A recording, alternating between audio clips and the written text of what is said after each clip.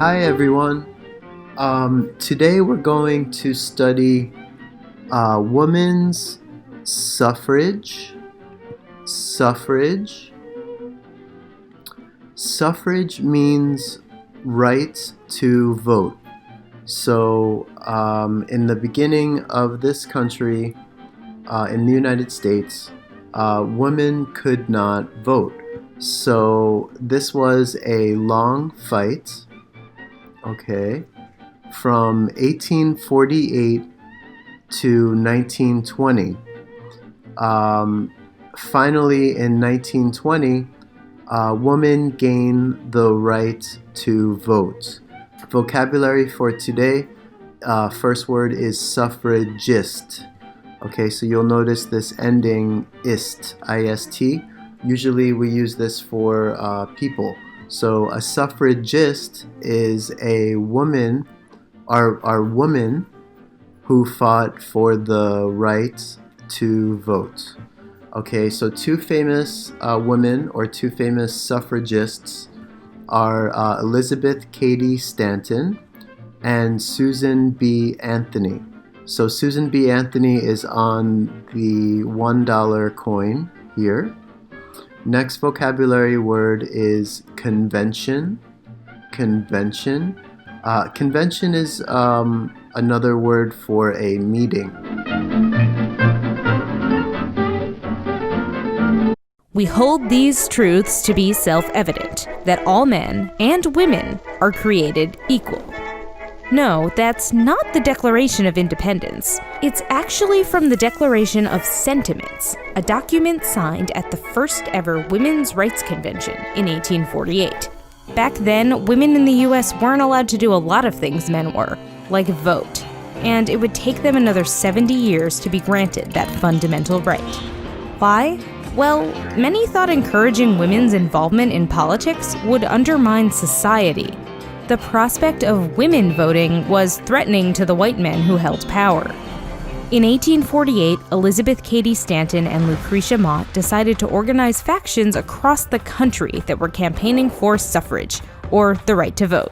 The convention at Seneca Falls, New York addressed women's rights and inspired other conventions and meetings. Stanton considered it the beginning of the women's rights movement. After the Civil War, the 15th Amendment was introduced, which would give black men, but not women of any color, the right to vote.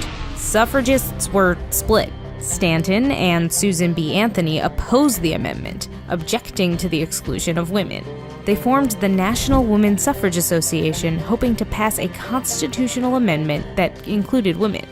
Others, like abolitionists Lucy Stone and Henry Blackwell, supported the 15th Amendment.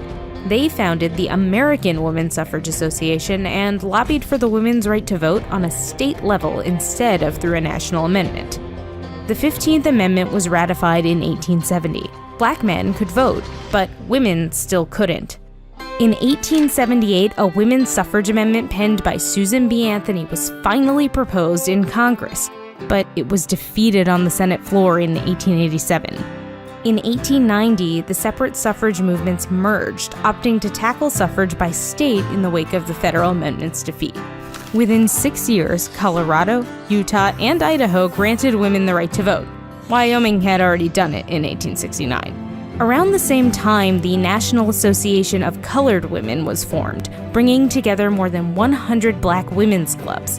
It included leaders Mary Church Terrell, Josephine Silent Yates, and Anna Julia Cooper. By the turn of the 20th century, the women's suffrage movement had gained renewed momentum. Parades, marches, and pickets drew great attention to the cause. Between 1910 and 1918, a number of states and territories expanded voting rights to women. In 1912, 15,000 suffrage supporters took to the streets of New York City. But as women's political power grew, so did the danger they faced. In 1913, on the eve of President Woodrow Wilson's inauguration, hundreds of women were injured in a massive suffrage parade in the nation's capital. In November of 1917, 33 suffragists were arrested outside the White House. The women were clubbed, beaten, and tortured by prison guards at the Occoquan workhouse.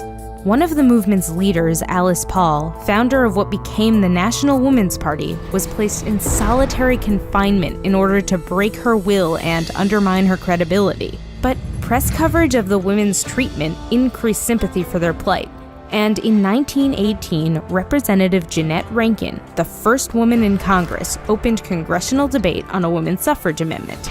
The resolution failed. In 1918, President Wilson also came out in favor of suffrage, declaring it was needed as a war measure. Wilson argued that women had been providing vital roles during World War I, and that their votes should be counted in order to make the world safe for democracy.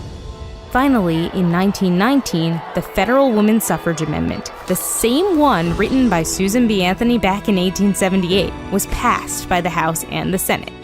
And on August 26, 1920, the 19th Amendment was officially incorporated into the U.S. Constitution, prohibiting denying the vote to a U.S. citizen based on gender, although states could still deny voting rights based on other things. It would take another 4 years for Native American women and men to get the right to vote, and more than 30 years before major restrictions were lifted on Asian American voting rights.